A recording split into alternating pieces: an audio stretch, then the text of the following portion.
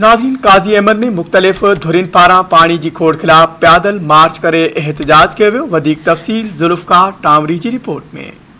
सिंध में पानी की हथियारू खोड़ खिलाफ सिंध हारी कमेटी ऐं अवामी वर्कर्स कमेटी पारा पैदल मार्च कयो पियो वञे। अहिड़े वन सां हुते कारकुन ऐं अॻवान आहिनि उन्हनि खां पुछंदासीं त हुननि जो छा मुतालबो आहे।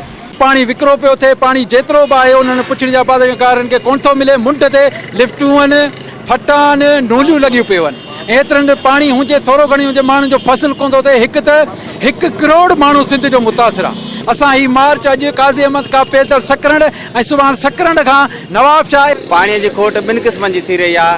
हिकिड़ी त पंजाब जे अंदरि जेके कैनाल ठहिया आहिनि, जेके डैम ठहिया आहिनि, जेके गैर क़ानूनी आहिनि, उनखां अलावा आलमी क़ानून जे मुताबिक़ न आहिनि।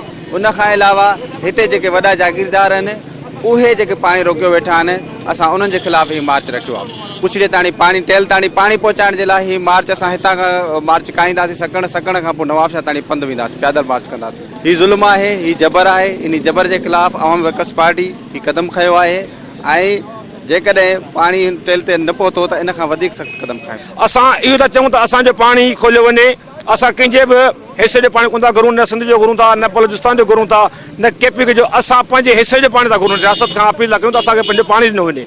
हिन पाणी ते सिर्फ़ु पंजाब जो कब्ज़ो आहे। दरिया सुकी विया, शाखूं सुकी वियूं, बनी सुकी वई। जीअं त हीअ असां वटि पाणी न आहे, गरीब असांजा उञ था मरण, असांजे धरती वटि पाणी न आहे, असां वटि पाणी जी खोट आहे। महिरबानी करे असांखे पाणी ॾिनो वञे। अॼु असांजी काज़ी अहमद खां सकरन ताईं असांजी रैली आहे। सुभाणे सकरन खां वठी असां नवाब शाह ताईं रैली कढंदासीं। डैमनि में पाणी गॾु कयो थो वञे। सिंध जे जेका पुछड़ी आहे ख़ासि तौर ते उन्हनि खे पाणी कोन पियो ॾिनो वञे। उन करे असां हीअ जेको आहे सो रैली जो बंदोबस्तु कयो आहे, जेका हितां खां सकरन वेंदी। ऐं असां हिन रैली जे थ्रू इहो ॾसणु चाहियूं था हुकुमराननि खे त असांखे पाणी ॾिनो वञे, पुछड़ी ताईं पाणी हर हालत में पहुचायो वञे। कैमरामैन मजीद साहब सां गॾु ज़ुल्फ़कार अली टांवरी, धरती TV न्यूज़, काज़ी अहमद।